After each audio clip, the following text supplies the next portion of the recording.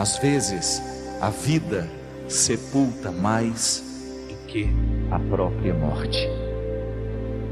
Quando nós não damos conta da vida, quando nós não damos conta de olhar para as dificuldades que nós temos, quando nós não encaramos os nossos limites de maneira positiva, quando nós nos curvamos das nossas fraquezas, das nossas fragilidades, quando a gente cria esse espírito de vítima, de gente coitadinha, eu não vou permitir que a vida me sepulte mais do que a própria morte.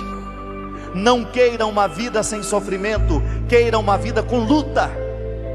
É isso que distingue as pessoas honestas no mundo de hoje. Aquelas que são capazes de olhar para os limites que possuem. Eu tenho este limite, mas o limite é meu, não sou eu que sou dele. Me disseram que o objetivo da vida é ficar rico. E a mentira constitui patrimônio. Ganhar dinheiro sempre me pareceu pouco. Uma angústia que não passa quando a vida é vazia. E uma vida atrás de benefícios materiais é uma vida vazia. E para mim isso se comprova porque você morre. Você morre e todo o patrimônio fica. Você não leva. O que você leva? Se você nasceu, você vai morrer. O sentido da vida é a morte. Essa é a vida que eu estou querendo levar? Com as pessoas que eu quero? Perguntem o que estamos fazendo de nós mesmos. O que eu quero?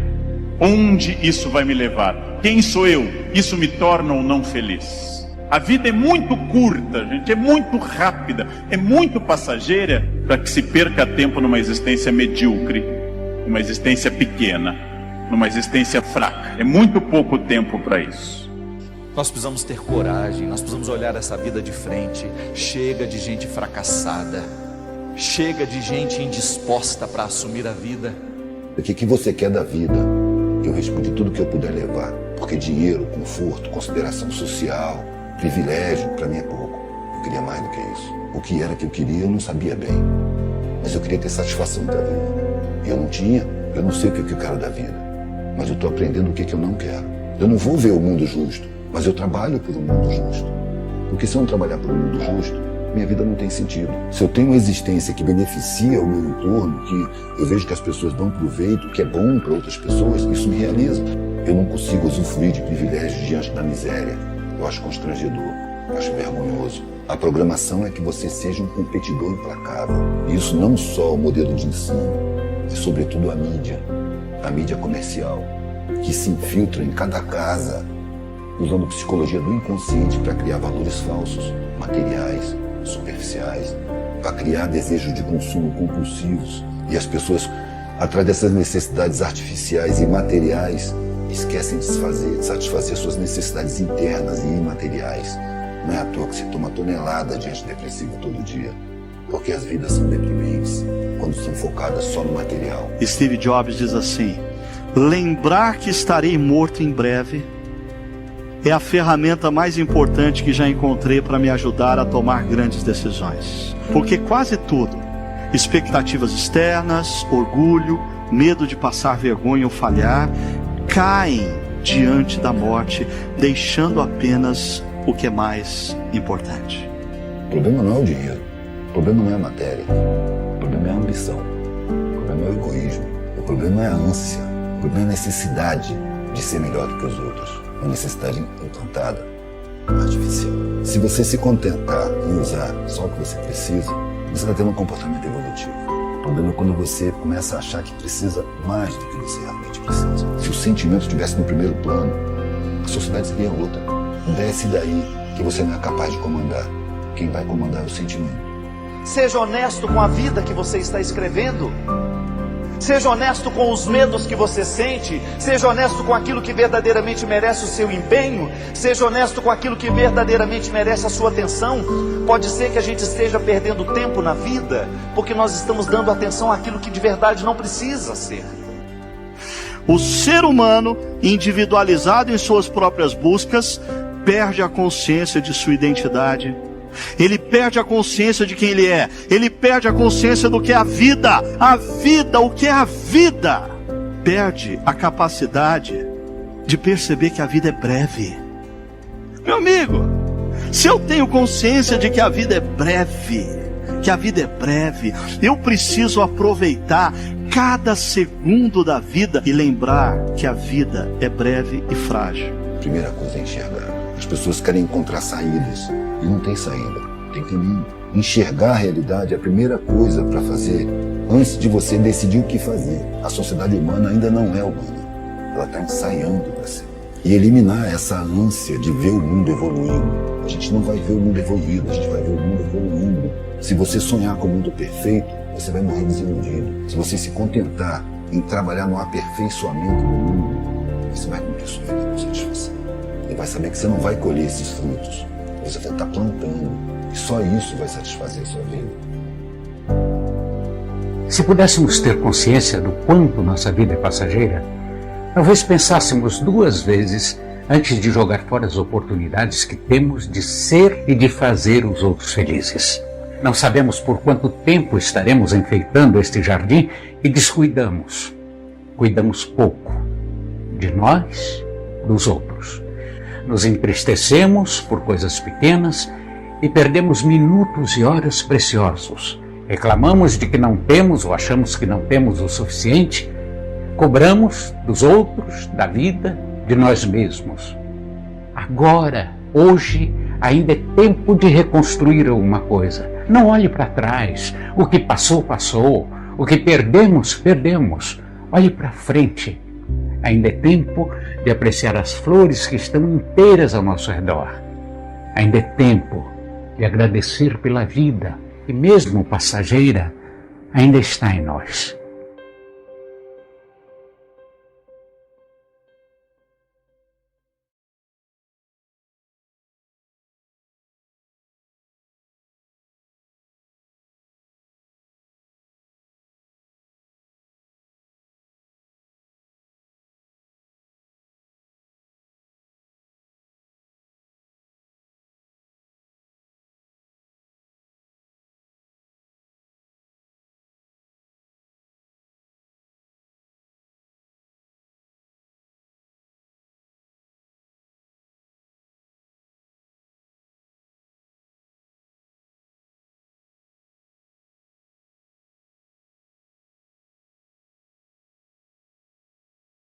Seja íntimo de Deus.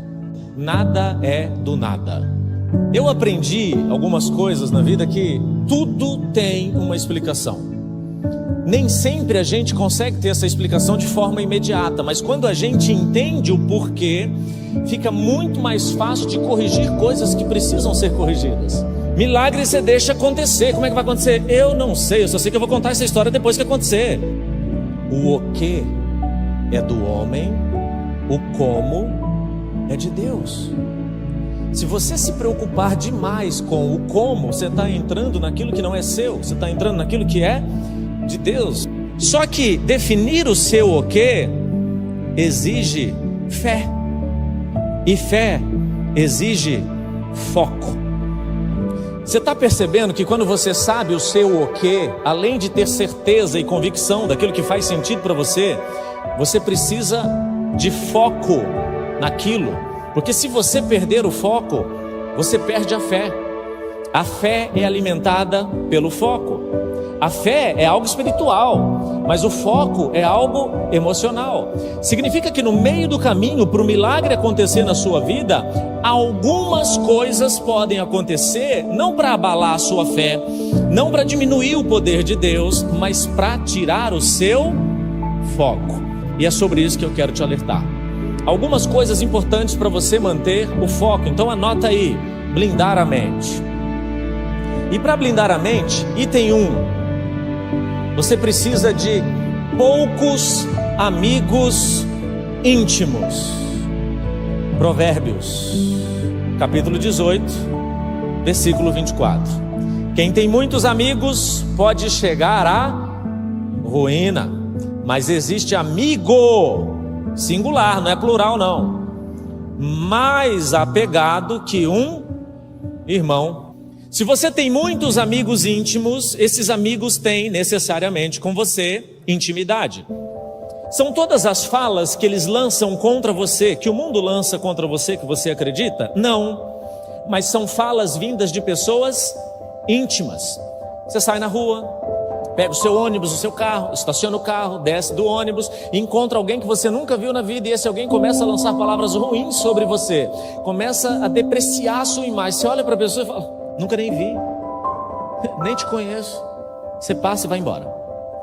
O dia todo passou, você trabalhou, fez o que você tinha que fazer, você chega em casa e nem lembra de contar o que aconteceu para as pessoas que você conhece. Por quê? Faz diferença. Aquela pessoa que falou mal de você, você nem conhece. Agora você chega em casa e a pessoa que você ama, talvez o seu marido, a sua esposa, seu pai, sua mãe, seu tio, seu avô, seu filho, lança contra você as mesmas palavras. Espera aí, algo diferente aconteceu dentro de você. Você foi para o quarto chorar, talvez. Você ficou triste.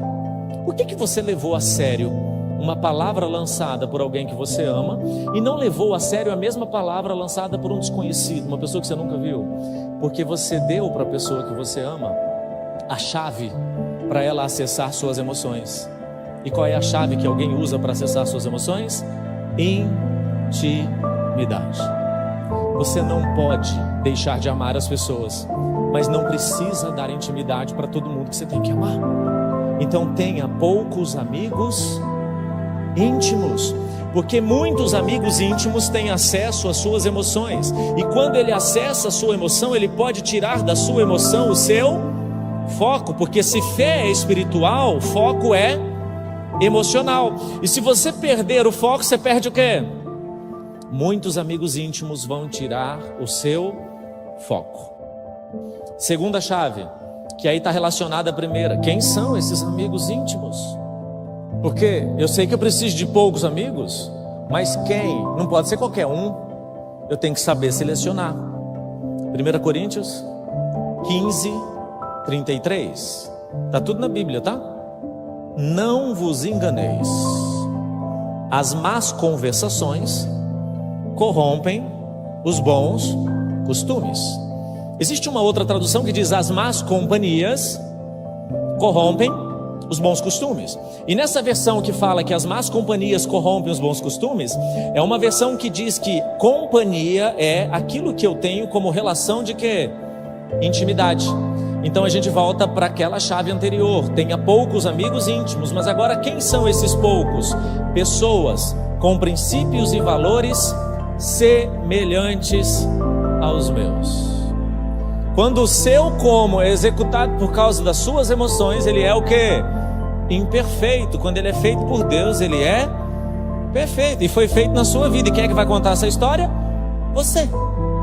Só que você precisa permitir. E para permitir, hoje mesmo você já vai fazer uma lista de pessoas que não podem ser amigos. Se essa lista é grande, é escolha sua. Você que escolheu ser amigo de um monte de gente. Você faz as suas escolhas e as suas escolhas fazem você.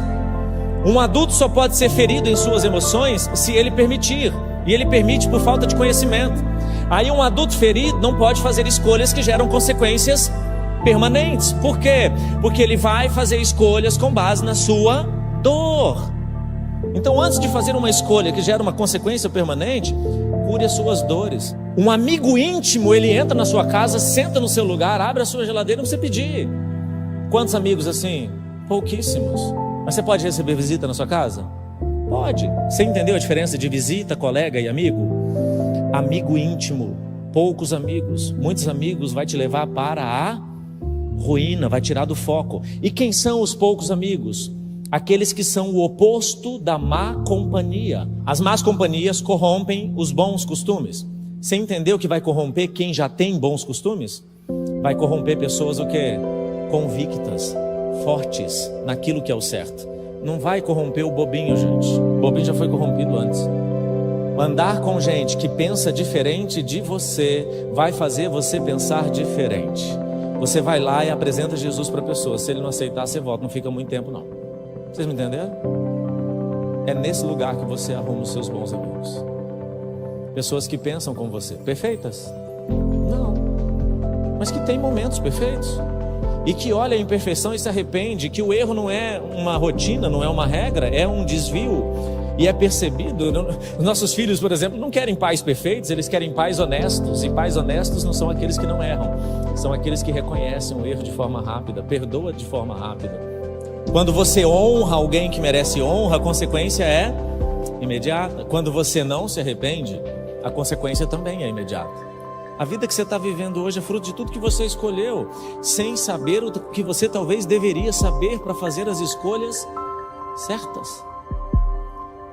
Tenha poucos amigos íntimos para não perder o foco. Quem são esses amigos íntimos? Pessoas que têm princípios e valores semelhantes aos seus. Seus colegas podem pensar o que quiser. Seus amigos têm que acreditar no mesmo Deus que você acredita.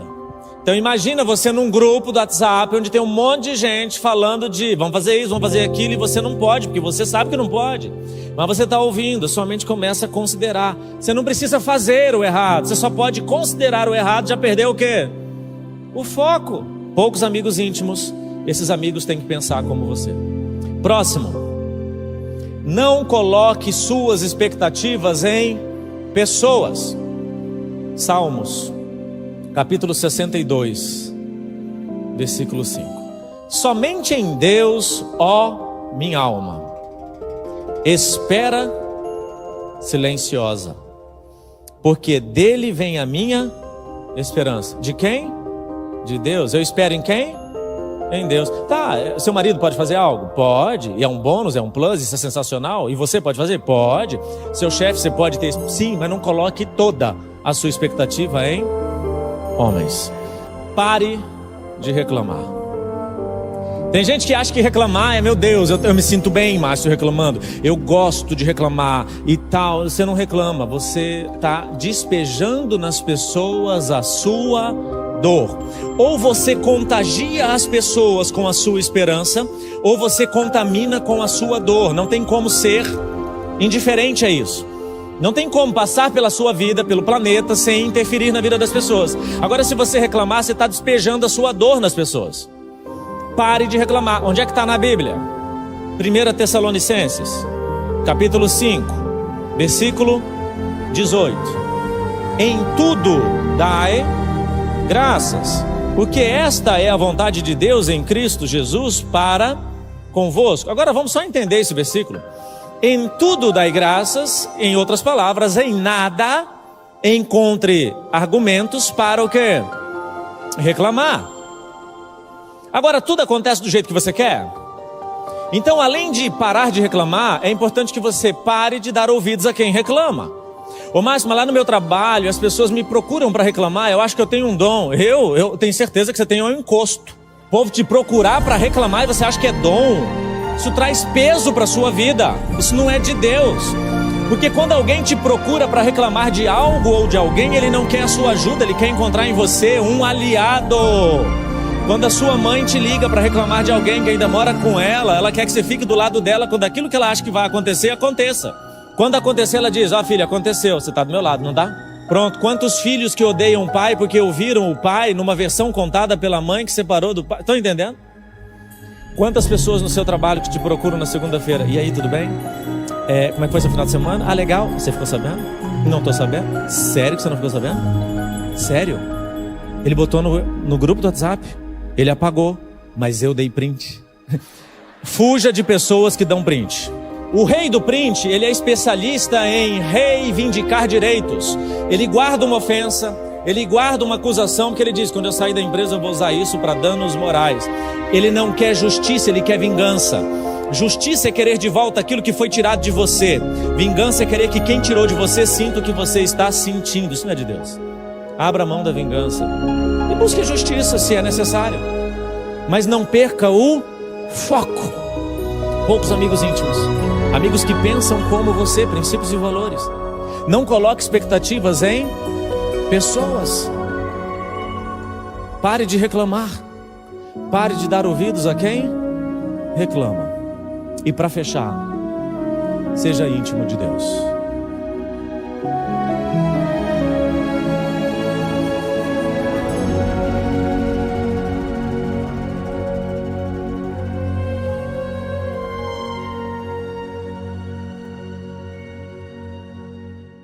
Porque a gente acredita em recomeços, porque a gente acredita em ressurreições, porque a gente acredita na possibilidade de você refazer sua vida, porque a gente acredita na reinvenção da sua história e porque a gente acredita que é possível você renovar o seu espírito para continuar lutando pela vida. Pela ideia de que a vida não está pronta, de que a história de ninguém aqui hoje está definida. O que você está fazendo é vivendo um momento que não necessariamente pode ser bom, mas que seguramente ele não precisa se concretizar e definir toda a história da sua vida. Você pode se refazer, você pode se reinventar, você pode renovar o seu coração para o enfrentamento de situações, de momentos que são difíceis e que você não gostaria de estar vivendo. E fazemos tudo isso porque sei que é difícil. A reinvenção é muito difícil. Você renovar o teu coração é difícil. Todos os caminhos são difíceis. Mas nós fazemos isso baseado sempre com o chão da graça e do amor. Eu não tenho que refazer a minha vida por uma obrigação. E Deus é um grande Big Brother que está lá no céu com um caderno na mão só. Não conseguiu refazer. Ponto negativo. Não conseguiu se renovar mais um domingo, pois mais um ponto negativo. Porque parece que a gente está na luta de tentar algumas coisas e Deus está no céu só anotando as nossas falhas. Não, nós fazemos isso no chão da graça e do amor. Exatamente porque é o Você não conseguiu? Então refaz. Então recomeça. Porque Deus nunca se cansa dos nossos novos começos, foi isso que eu aprendi. Porém, muitas vezes é difícil acreditar nisso. Acreditar em renovo, acreditar em reinvenção, acreditar em recomeçar algumas coisas pode ser uma tarefa bastante difícil. Porque existem momentos da nossa vida que os dias ficam absurdamente nublados e essa neblina é densa, a gente não consegue enxergar as coisas muito ali para frente. A gente até ouve algumas coisas, mas a gente não escuta. A gente ouve como um exercício mecânico, mas a gente não escuta, que é um exercício espiritual, de colocar dentro do nosso coração algumas verdades e a partir delas conseguir viver e a partir delas de fato conseguir mudar. Às vezes as nuvens que impedem os nossos olhos são tão pesadas que a luz até tenta atravessar, mas a neblina impede. Até a luz se esforça para mostrar para a gente um caminho, mas a densidade do problema, a densidade das nossas questões são tão pesadas que a luz não consegue passar.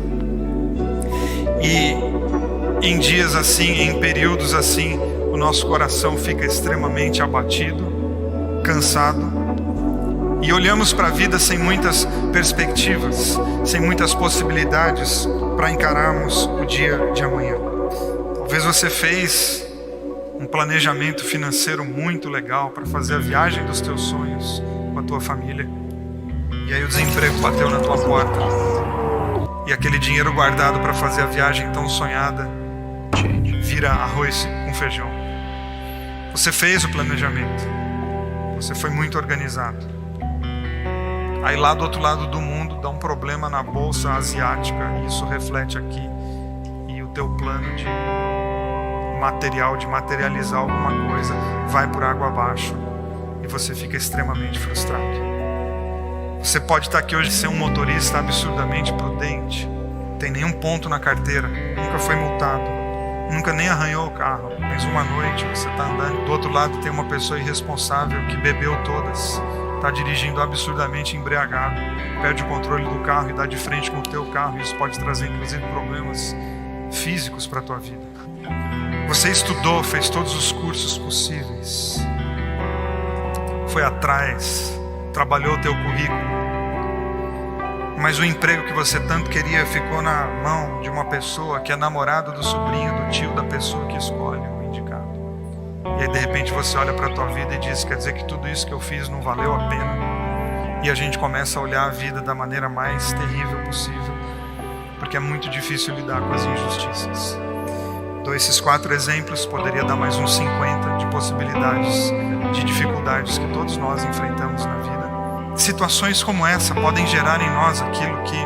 Sabe aquele sentimento de que a noite é inútil? Aquele sentimento de noite não é um período, noite é aquele coisa que se instala, que sufoca, que abafa e tira de nós e oprime o nosso coração. É a noite da inutilidade, períodos da nossa vida que a gente olha e fala, cara, isso não faz o menor sentido, que período inútil. Eu nunca, nos meus piores pesadelos, imaginei viver o que estou vivendo, que coisa mais inútil. E períodos assim nos fazem questionar a fé.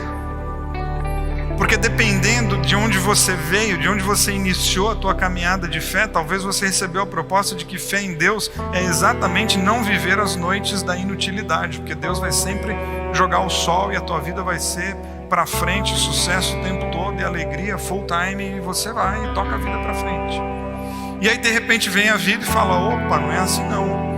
O exame deu ruim, o desemprego chegou, a crise financeira está aí e o teu carro está batido.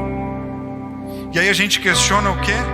A aleatoriedade, o acaso da vida? Não, a gente questiona a fé. E a questão está onde? Na fé em si ou na proposta que nós aceitamos sobre fé? Que vantagem que leva então? Fé. Porque fé não é fazer com que tudo dê certo. Fé é continuar mesmo quando tudo dá errado.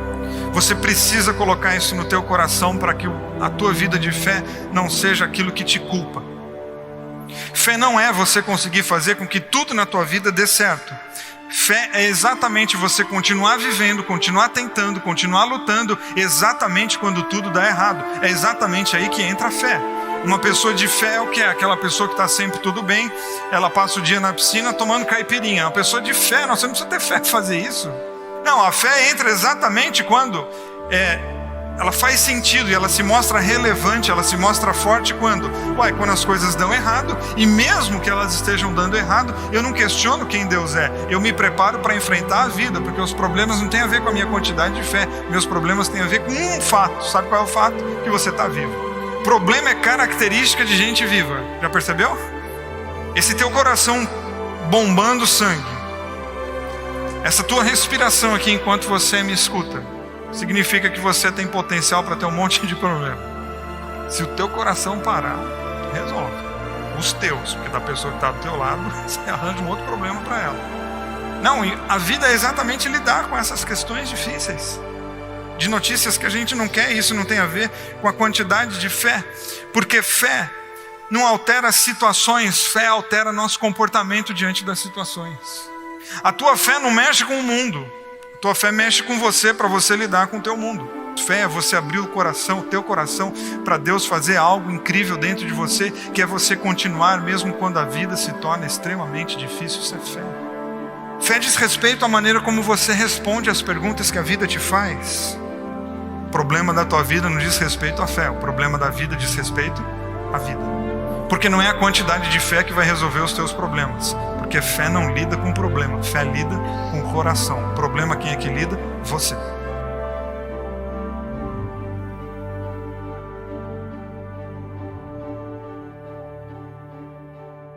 Improváveis, eu quero falar sobre improváveis de Deus. Quantos aqui se sentem improváveis diante de tudo que estão vivendo? Levante a mão. Ok, o restante já sabia que era incrível, né? Você já sabia. Eu nasci para ser incrível. Eu sou extraordinário, eu sou fora da média. Tenho um amigo que durante um período enfrentou um momento difícil, porque um dia, no meio de um lapso, no meio de um culto, ele falou: Deus, quando me fez, Ele me fez acima da média. Alguém lembra disso? 6 pessoas lembram disso. Ok, o tempo passou e esse amigo ele já veio aqui, inclusive ministrou aqui, Deus restaurou a história dele. Mas eu lembro que aquele termo, durante um tempo, ele foi muito usado quando a gente falava sobre alguém que tinha uma medida elevada a respeito de si mesmo. A verdade, irmão, é que todos nós, segundo as nossas perspectivas, somos improváveis.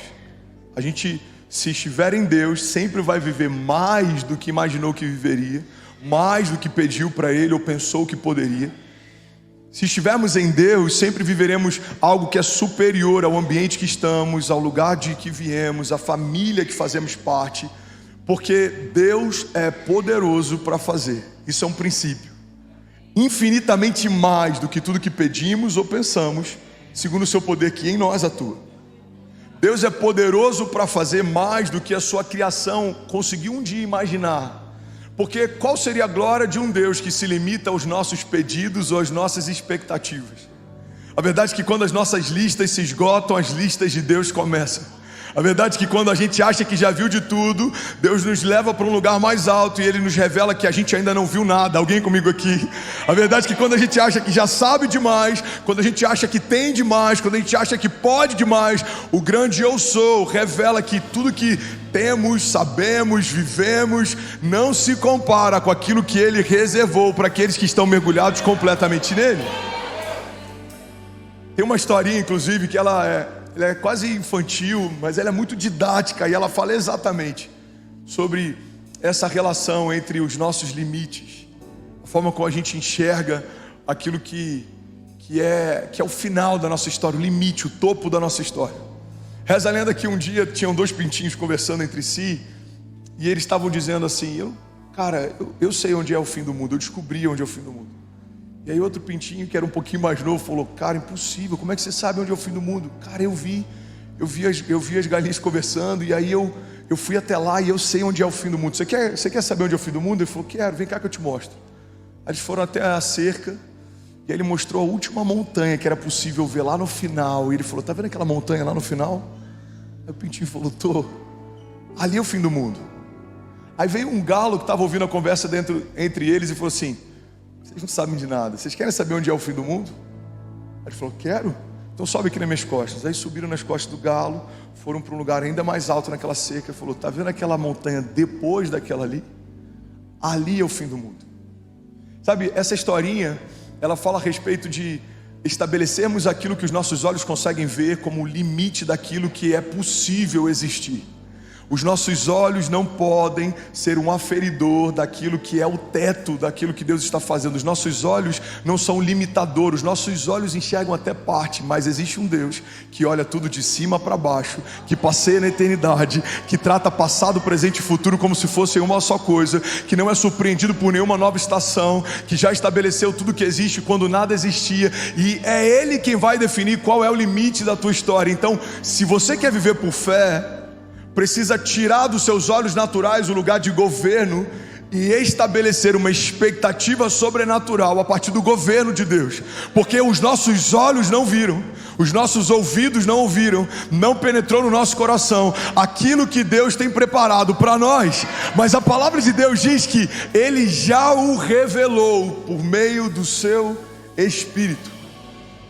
Quando a gente lê esse texto, muita gente acha que Deus vai deixar oculto para sempre aquilo que Ele tem preparado para nós. Alguém está comigo aqui? Diga amém. A gente acha que Deus vai deixar oculto para sempre. Os meus olhos não viram, os meus ouvidos não viram, não penetrou no meu coração aquilo que Deus tem preparado para mim. Logo, eu vou vivendo e tem coisas que eu nunca vou saber. Mas não é assim que termina esse texto.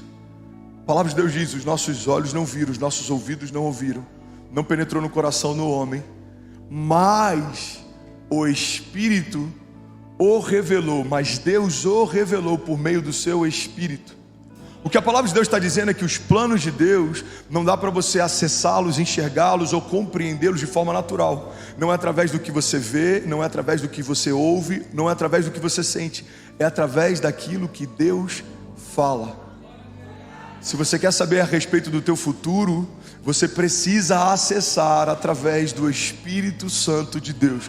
Qual é a próxima estação? O que o Senhor tem preparado para mim? Como será 2024? O que o Senhor desenhou para a próxima década? O que o Senhor tem para os meus filhos? Qual o seu projeto para a minha casa? Porque os meus olhos não viram, os meus ouvidos não ouviram, ainda não penetrou no meu coração, mas eu sei que o Senhor já revelou por meio do seu Espírito. Vamos, alguém aqui nessa manhã?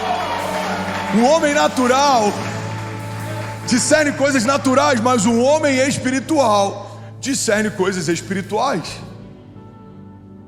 Se estamos debaixo de uma palavra de Deus, se estamos debaixo do governo de Deus, se estamos debaixo de uma construção dos céus, precisamos ouvir o que os céus estão dizendo a respeito dos nossos próximos dias.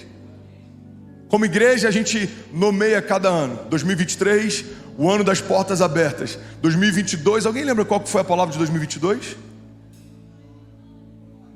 O ano da vitória. 2024 será o ano da compaixão. 2025, eu não sei qual que é o ano, mas pode ser o ano do milagre, eu não sei.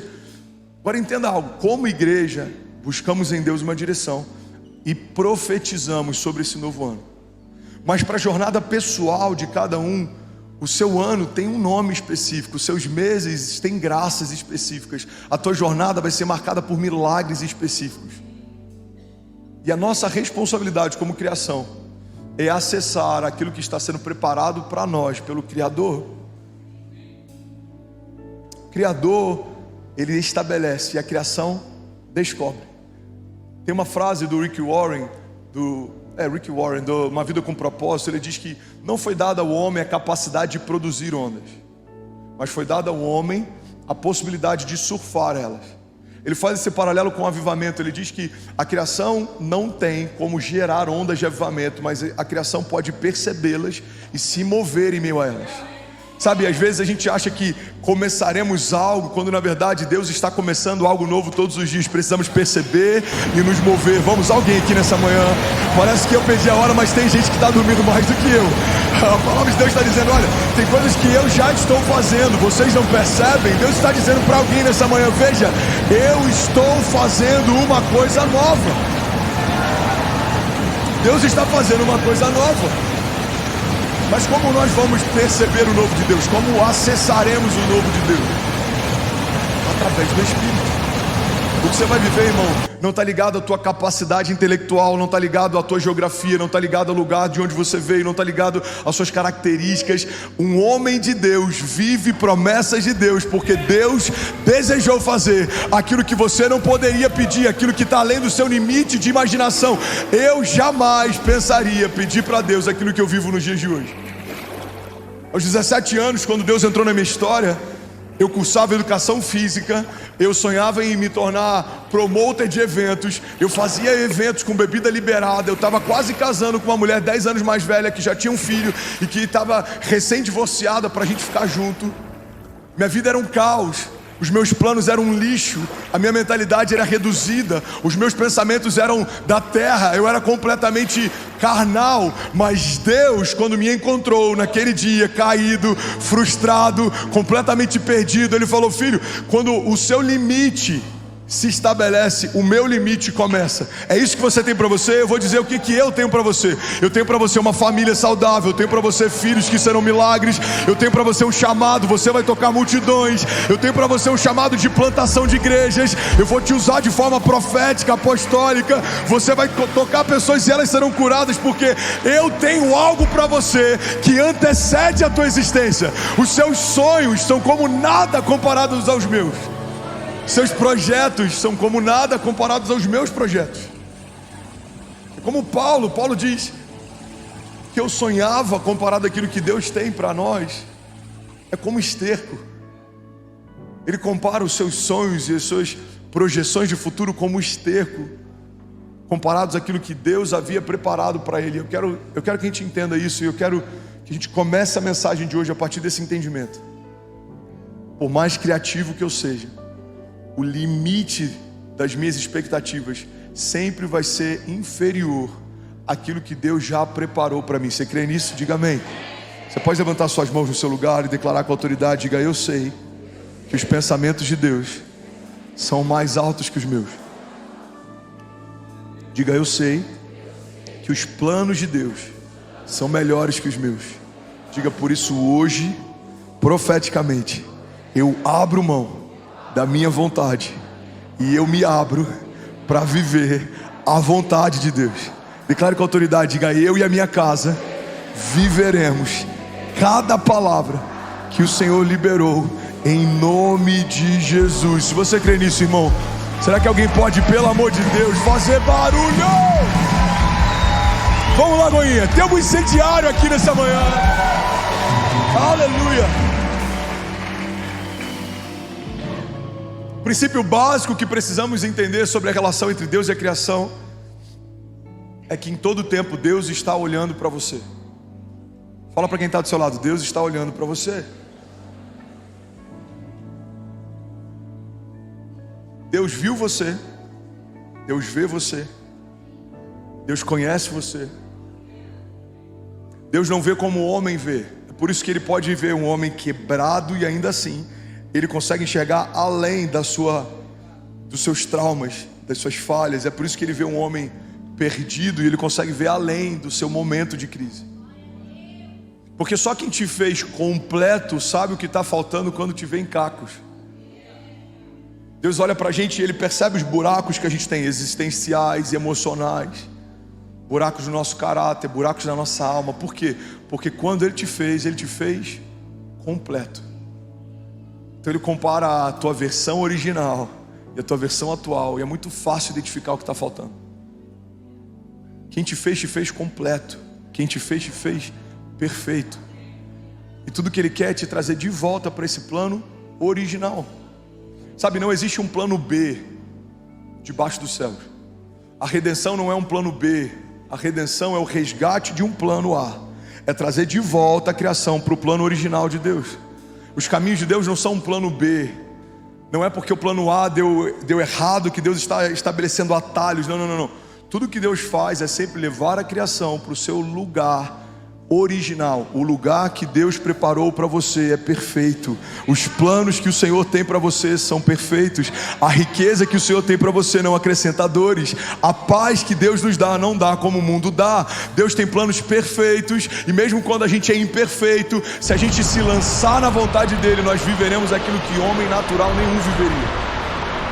Como explicar o que Paulo viveu, se tornando um plantador de igrejas, alguém que era um perseguidor delas? Como explicar o que Pedro viveu, um homem que fedia peixes, foi chamado por Jesus para se tornar o apóstolo de uma igreja primitiva, gloriosa, disruptiva, cercada de milagres, de sinais e de maravilhas? Como explicar o que José viveu, um menino mimado pelo seu pai, que era preferido entre os seus irmãos, que tudo que tinha de mais glorioso era uma capa colorida que recebeu de presente, se tornar o governador do Egito, governar no meio do caos, estabelecer paz no meio de uma crise? Irmão, como explicar o que Deus fez com o seu pastor? Alguém que até os 17 anos era completamente resistente a igrejas, que não gostava de evangélicos, que tinha repúdio a pastores, se tornar agora alguém que pastoreia pastores, consagra os seus pais ao ministério pastoral. O que Deus está dizendo desde o primeiro dia até o último dia da face da terra é: veja, eu estou fazendo uma coisa nova. Vocês não percebem?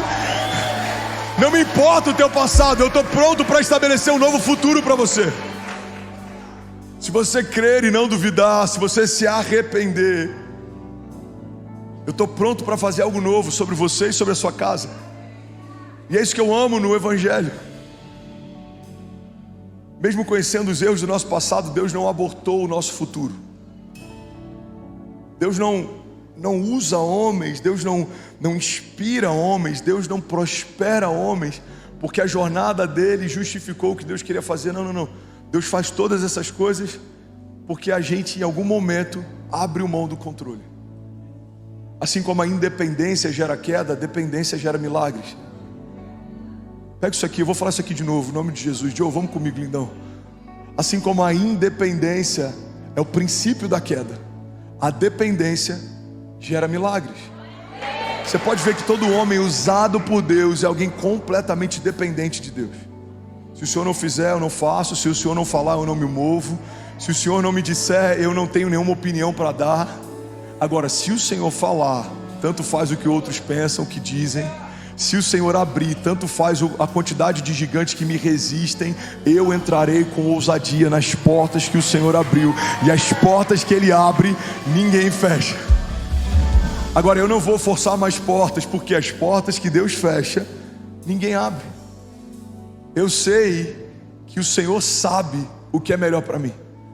A vontade dele é boa, agradável e perfeita. Ele tem para mim caminhos de paz. Ele prepara uma mesa para mim na presença dos meus inimigos, e Ele me honra, ungindo a minha cabeça com óleo. Meu cálice faz transbordar. Mesmo que eu ande por vales de sombra e morte, mal nenhum eu temerei, porque Tu, Senhor, estás comigo. A Tua vara e o Teu cajado me consolam. O Senhor é um bom pastor e de nada eu terei falta. O Senhor me leva mansamente em águas tranquilas. O Senhor me faz repousar em pastos verdejantes. O Senhor tem para mim aquilo que a estação não tem. Em tempos de seca nós não passaremos fome. Em tempos de crise nós permaneceremos em paz. Em tempos de falta nada vai faltar sobre a nossa casa, porque a nossa provisão não vem da terra, a nossa provisão vem dos céus. A nossa paz, ela não depende depende da terra. Nossa paz foi estabelecida pelo Deus que fez os céus e a terra. Os nossos olhos não estão firmados naquilo que é transitório, momentâneo. Não, os nossos olhos estão firmados no autor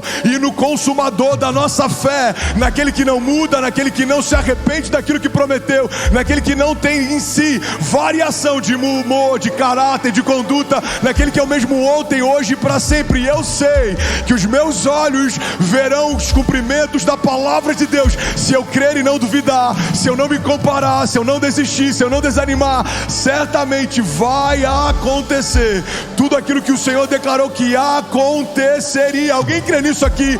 Pelo amor de Deus. Aleluia, aleluia. Se for para Jesus, você pode fazer melhor, irmão.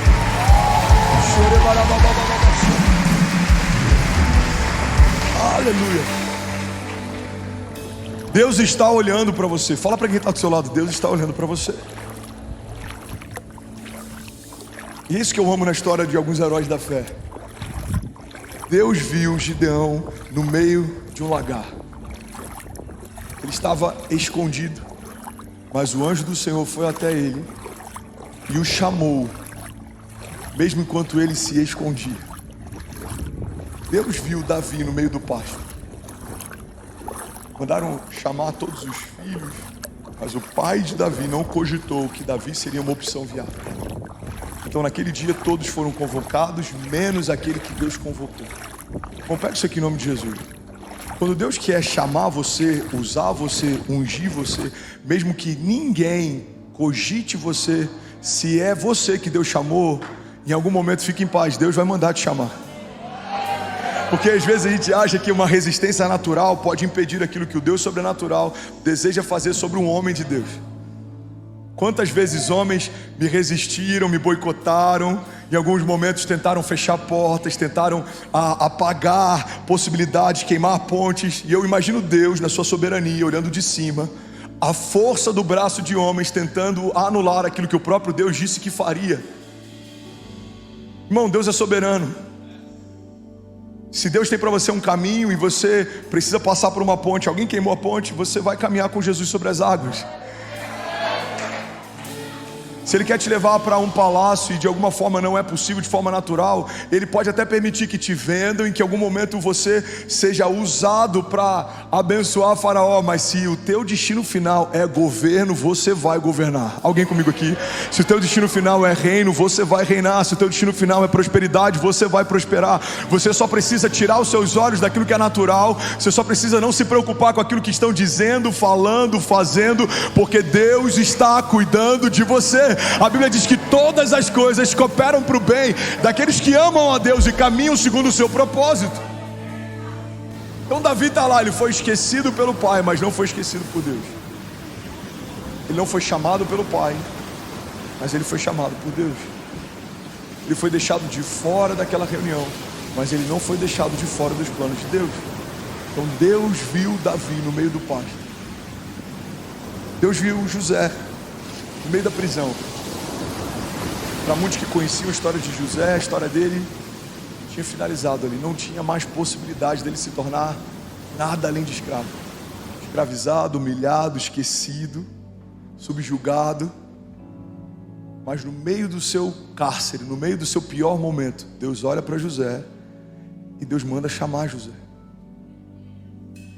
Lembra de Pedro, quando Pedro negou Jesus? 3 vezes negou Jesus, fugiu, volta a fazer o que fazia antes de conhecer Jesus, que é isso que a gente faz quando a gente tropeça muitas vezes. Ao invés de a gente se arrepender, a gente volta a fazer o que fazia antes de conhecer Jesus. E cuidado, irmão, porque você vai perceber que tem muita gente que não vai seguir você num caminho de milagres, mas vai acompanhar você num caminho natural. Quando Pedro vai andar sobre as águas, é o único discípulo que tem coragem de tirar o pé do barco e caminhar até Jesus. Mas quando ele se frustra, se perde, volta a pescar, vários vão voltar a pescar com ele. É nesse lugar que Jesus vai até Pedro e fala o que falou na primeira vez.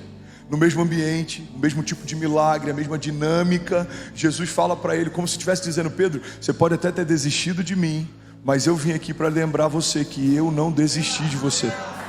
Você pode ter aberto mão dos meus planos, mas eu vim aqui te lembrar que eu não abri mão de você. Você pode ter esquecido o que eu falei com você na primeira vez, mas eu vim aqui te lembrar que eu não esqueci o que eu falei para você.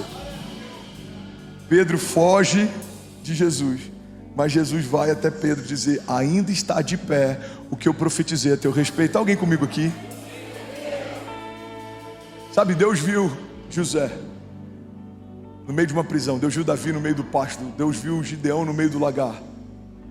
E eu vim aqui declarar em nome de Jesus que em 2023, no meio de uma igreja evangélica em São Paulo, Deus está aqui usando um homem para lembrar que Ele vê você, Ele conhece você, Ele sabe o que preparou para você. Foi Ele quem escreveu o teu futuro quando nada existia.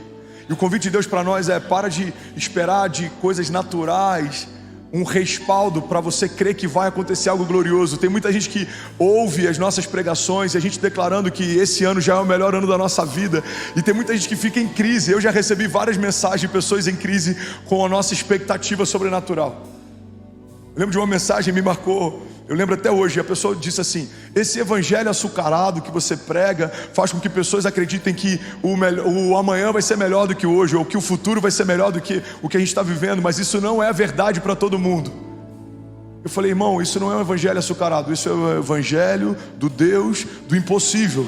Porque é incoerente crermos num Deus que ressuscita mortos, mas não cremos que Deus pode ressuscitar sonhos. É incoerente cremos que Deus fez o homem passear sobre as águas, mas duvidamos da capacidade de Deus nos fazer passear sobre os nossos inimigos. Todas as coisas foram estabelecidas debaixo dos nossos pés, sejam principados ou potestades, sejam crises ou ansiedade, sejam pensamentos de morte ou depressão, seja o que for que se levante entre você e aquilo que Deus preparou para você, pelo poder do nome de Jesus, todas essas coisas já foram colocadas debaixo dos nossos pés. Alguém comigo aqui? A palavra de Deus diz: os nossos inimigos virão contra nós por um caminho, mas por 7 caminhos eles fugirão. Serão reduzidos a nada os inimigos de Deus. Isso não é uma confissão positivista, isso é uma confissão de fé. Os reformados vão dizer que isso é positivismo. Você acredita que uma palavra que você libera pode afetar a soberania de Deus? Tem um amigo que eu amo e a teologia dele está cada vez mais esvaziada de poder sobrenatural, porque ele acredita que não há nada que a gente faça que possa gerar uma nova realidade debaixo dos céus. Tudo já foi estabelecido, a gente não tem nenhuma interferência ou influência, poder ou autoridade. Se você me perguntar: André, você acredita que uma oração sua fere a soberania de Deus a ponto de mudar os planos de Deus? Não, eu não acredito. Seria um pecado acreditar assim. Mas eu acredito que a partir do momento que eu fui enxertado em Deus, o meu coração passa a bater na batida do coração de Deus, e aquilo que eu profetizo para que aconteça é uma expressão da vontade de Deus. Ou seja, tudo que eu declaro que vai acontecer, Deus tem prazer naquilo, porque Ele declararia a mesma coisa. Eu me tornei uma expressão de quem Ele é. Por isso que João disse: se vocês permanecerem em mim, as minhas palavras permanecerem em vocês, me pedirão o que quiserem e lhes será concedido. Porque se você permanecer em Deus e as palavras de Deus permanecerem em você, o que você vai pedir já é uma expressão daquilo que Ele desejava te dar. Aquilo que você começa a desejar a viver já é uma expressão daquilo que o Senhor preparou para você. É por isso que quando estamos em Deus, o nosso coração se torna um coração alinhado com Deus. Aquilo que eu quero é o que Ele quer, aquilo que eu desejo é o que Ele deseja, aquilo que eu peço é o que Ele já quer me dar. Alguém aqui comigo, pelo amor de Deus, diga amém. Então levante suas mãos em nome de Jesus, declare com autoridade, diga: o meu coração, diga, está plantado em Deus. Diga: e tudo que eu profetizarei, diga, é uma expressão daquilo que Deus já disse a meu respeito. Declaro com autoridade, diga: eu sou quem Ele diz que eu sou, eu tenho o que Ele diz que eu tenho. Diga: eu posso o que Ele diz que eu posso, e eu vou viver cada palavra que Ele declarou que eu viveria. Diga: nenhuma delas será esquecida, nenhum dos planos de Deus será frustrado. Declara: eu e a minha casa vamos viver ainda esse ano o início do maior romper da nossa história, em nome de Jesus. Se você crê nisso, irmão, você pode dar um brado de liberdade no seu lugar. Aleluia, aleluia, aleluia. Deus viu você. Alguém pode declarar isso? Diga: Deus está me vendo agora. Você lembra do milagre da multiplicação? Naquele dia, eu acredito que muita gente tinha algo para comer, mas um menino entra na história porque ele foi o único disposto a entregar o que tinha.